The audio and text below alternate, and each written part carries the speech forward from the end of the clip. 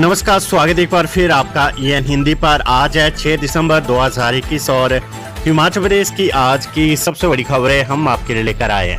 हमेशा की तरह वीडियो को लाइक कर दीजिएगा। चैनल पर नहीं जुड़े चैनल को आप सब्सक्राइब जरूर करें। आप हिमाचल प्रदेश के कौन से जिले से संबंधित है, अपने जिले का नाम आप हमें कमेंट बॉक्स में जरूर बताइएगा। पेश है आज की सबसे बड़ी खबरें। नहीं रुकेगा मनरेगा मजदूरों का पैसा, पंचायती राज मंत्री का बड़ा बयान, खाते में पहुंचेगा मेहनताना। मनरेगा मजदूरों को दिहाड़ी न मिलने संबंधी पेश आ रही समस्याओं का जल्द निदान हो जाएगा। दिहाड़ियों का पैसा मिलने की उम्मीद लगाए बैठे मनरेगा मजदूरों के खाते में जल्द ही उनका मेहनताना पहुंच जाएगा। मनरेगा दिहाड़ी मिलने में हो रहे विलंब पर पंचायती राज मंत्री वीरेंद्र कंवर ने बड़ा खुलासा किया है।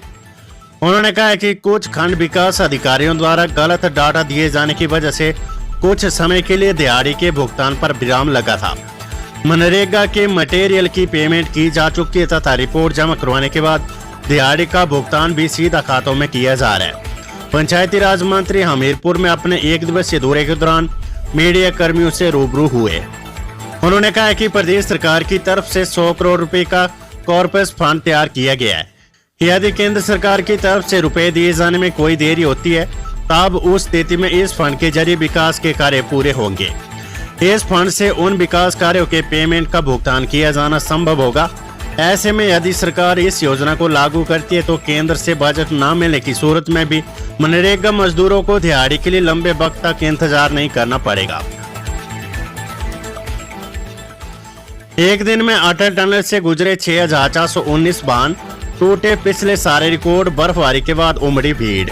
लाहौल घाटी सैर सपाटे को पहुंचे पर्यटकों की पहली पसंद बन रहा है। अक्टूबर 2020 में प्रधानमंत्री नरेंद्र मोदी ने सामरिक दृष्टि से महत्वपूर्ण टनल का उद्घाटन किया था।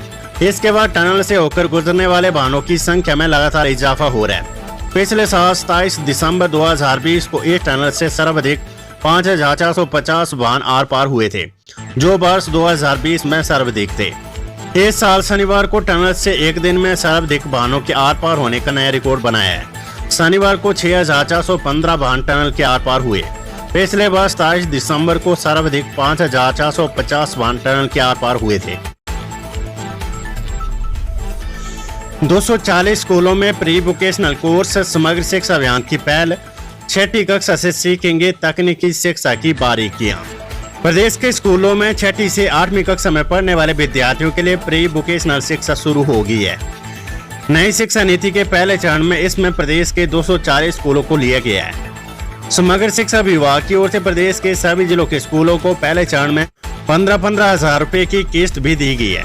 इससे बच्चों को तकनीकी ज्ञान के साथ प्रत्येक क्षेत्र की ट्रेनिंग दी जाएगी। स्कूली अध्यापकों को निर्देश जारी कर दिए है। राष्ट्रीय शिक्षा नीति 2020 के तहत 6ठी से 8वीं कक्षा में भी प्री वोकेशनल कोर्स शुरू होने जा रहे हैं। इससे पहले प्री वोकेशनल शिक्षा 9वीं कक्षा से दी जाती थी। प्री वोकेशनल कोर्स को करवाने के लिए कोई अलग से विषय नहीं होगा, लेकिन जो चीजें स्कूलों में पढ़ाई जाएगी उसे प्रैक्टिकल भी किया जाएगा। हिमाचल प्रदेश देश की पहली फुली वैक्सीनेटेड स्टेट घोषित। हिमाचल प्रदेश में कोरोना की दूसरी डोज लगाने के 7% लक्ष्य को हासिल करने वाला देश का पहला राज्य बन गया है। 53,17,820 डोज लगाने का लक्ष्य पूरा कर छोटे से पहाड़ी प्रदेश ने देश को एक संदेश भी दिया है। इसके लिए केंद्रीय स्वास्थ्य मंत्री मनसुख मंडाविया ने जयराम सरकार, अधिकारियों और स्वास्थ्य कर्मचारियों को बधाई दी है।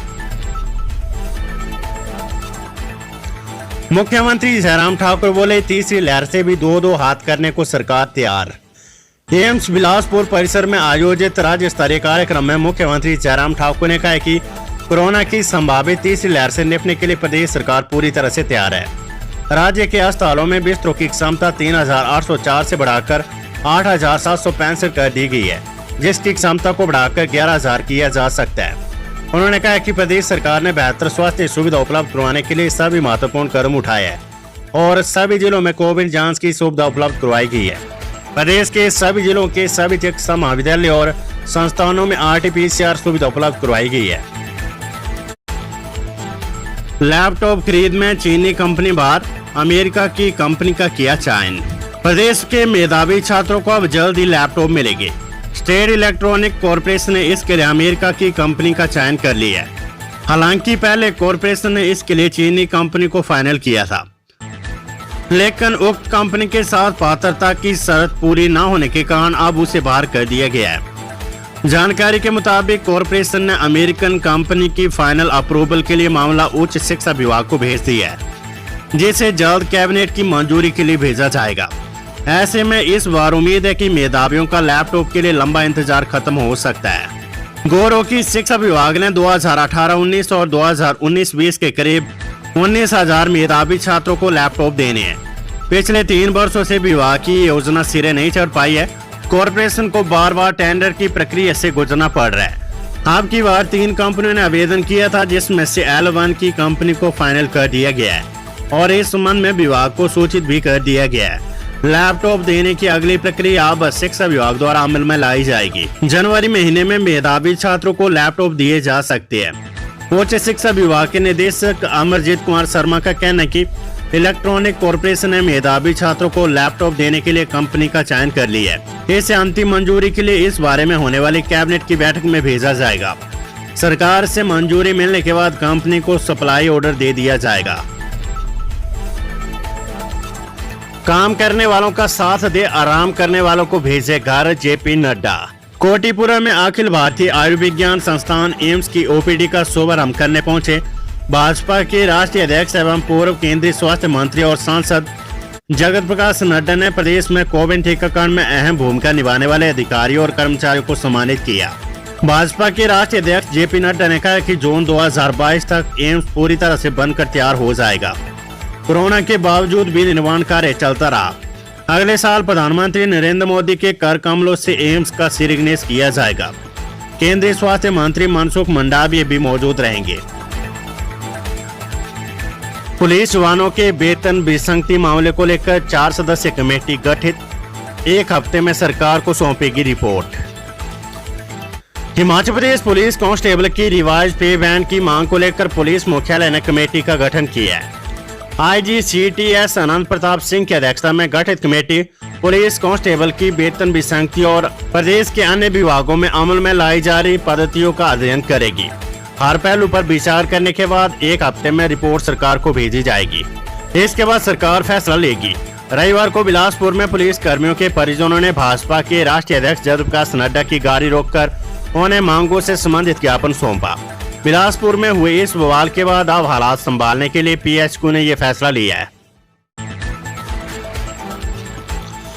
कोरोना के बढ़ते केस और मौतों पर केंद्र सख्त, 5 राज्यों यूटी को चेताया, निपटने के लिए दिया फॉर्मूला। देश में कोरोना संक्रमण की तीसरी लहर की आशंकाओं के बीच केंद्र सरकार ने 5 राज्यों को चिट्ठी लिखकर कोरोना वायरस के बढ़ते केस की रोकथाम और साप्ताहिक पॉजिटिविटी रेट पर लगाम लगाने के लिए जरूरी कदम उठाने को कहा है। केंद्रीय स्वास्थ्य सचिव राजेश भूषण ने इस मामले में कर्नाटक, केरल, तमिलनाडु, उड़ीसा और मिजोरम के साथ ही केंद्र शासित प्रदेश जम्मू कश्मीर को आगाह किया है। भूषण ने कहा है कि इन 5 राज्यों में टेस्टिंग, ट्रैकिंग और वैक्सीनेशन को लेकर आगे की रणनीति बनाने की जरूरत है। साथ ही कोरोना के प्रसार और इससे जुड़ी मौतों को रोकने के लिए कोविड के उचित नियमों का पालन भी किया जाए। नई दिल्ली, नड्डा, जयराम व अनुराग ने रन फॉर हिमाचल मैराथन को दिखाई हरी झंडी। भाजपा के राष्ट्रीय अध्यक्ष जगत प्रकाश नड्डा, मुख्यमंत्री जयराम ठाकुर और केंद्रीय सूचना एवं प्रसारण मंत्री अनुराग ठाकुर ने रविवार को नई दिल्ली में रन फॉर हिमाचल मैराथन को हरी झंडी दिखाकर रवाना किया। प्रदेश के वन, युवा सेवाएं एवं खेल मंत्री राकेश पठानी भी उपस्थित थे। प्रदेश के पूर्ण राज्यत्व की स्वर्ण जयंती पर प्रदेश भर में विभिन्न कार्यक्रम आयोजित किए जा रहे हैं। ये आयोजन स्वर्णिम हिमाचल महोत्सव का एक हिस्सा है। मैराथन प्रदेश सरकार, हिमाचल सामाजिक निकाय फेडरेशन और NCR दिल्ली में रहने वाले प्रवासी हिमाचलियों के संयुक्त तत्वाधान से करवाई गई। रन फॉर हिमाचल का आयोजन राजघाट से हिमाचल भवन तक किया गया। जेपी नड्डा ने NCR में रहने वाले हिमाचलियों से प्रदेश और देश के विकास में योगदान देने का आग्रह किया है। उन्होंने हिमाचली संस्कृति के संरक्षण और इस प्रकार के विशाल कार्यक्रम के लिए NCR में रहने वाले हिमाचलियों के प्रयासों की सराहना की। रोहतांग समेत चोटियां बर्फ से सफेद, मनाली, चंबा में झमाझम बारिश। देवभूमि हिमाचल प्रदेश में रविवार को रोहतांग समेत ऊंची चोटियां एक बार फिर से बर्फ से सफेद हो गई है। मनाली और चंबा में झमाझम बारिश हुई, जबकि राजधानी शिमला में मौसम शुष्क रहा। ताजा बर्फबारी की वजह से HRTC केलांग डिपो ने कुल्लू और मनाली के लिए केलांग और उदयपुर से चलने वाली बसों को बंद कर दिया है। कुल्लू में अटल टनल रोहतांग के आसपास फिसलन की वजह से बस सेवा बंद कर दी गई है। पर्यटकों को भी सोलंग नाला से आगे नहीं भेजा जा रहा है। रविवार को Rohtang, Baralacha, Kunzumdara, Atal tunnel, north portal, Koksar, Sissu, Sach pass, Gepan peak, बड़ा और छोटा सिगरी ग्लेशियर, दारचा, जिस्पा, छिक्का, रारिक, रंगयोग, बरयोग, योचे और चंद्रा घाटी के तमाम इलाकों में बर्फबारी हुई है। बीते 2 और 3 दिसंबर को हिमपात से पूरी लाहौल घाटी पहले ही बर्फ से लकदक है। रिहायशी इलाकों से लेकर ऊंची पहाड़ियों पर 45 सेंटीमीटर तक बर्फबारी हुई है। मौसम विज्ञान केंद्र शिमला के अनुसार सोमवार और मंगलवार को फिर बारिश और बर्फबारी के आसार है। बुधवार को धूप खिलने का पूर्वानुमान है। प्रदेश में न्यूनतम तापमान सामान्य से 4 डिग्री और अधिकतम तापमान सामान्य से 2 डिग्री ज्यादा दर्ज किया गया है। बड़ी खबर संयुक्त किसान मंच से, दिल्ली की तर्ज पर शिमला में धरने पर बैठेंगे किसान बागवान। किसानों बागवानों की मांगों को लेकर सरकार की अपेक्षा पूर्व रवैये के खिलाफ संयुक्त किसान मंच ने दिल्ली की तरह शिमला में अनिश्चितकालीन धरने पर बैठने का ऐलान किया है। इसके लिए 20 दिसंबर से जवाब दो सरकार अभियान का दूसरा चरण शुरू होगा। ब्लॉक, तहसील और उपमंडल स्तर पर किसानों बागवानों के साथ बैठकें होगी। मंच ने हर घर तक पर्चा पहुंचाने का लक्ष्य रखा है। सोशल मीडिया के जरिए भी जन समर्थन हासिल किया जाएगा। इसके बाद धरना शुरू किया जाएगा, जो 2022 के विधानसभा चुनाव तक चलेगा। मंच के संयोजक हरीश चौहान और सह संयोजक संजय चौहान ने बताया कि 3 महीने पहले प्रदेश सरकार को 15 सूत्रीय मांग पत्र सौंपा गया था। मांग पूरी करना तो दूर, सरकार ने बातचीत तक के लिए नहीं बुलाया।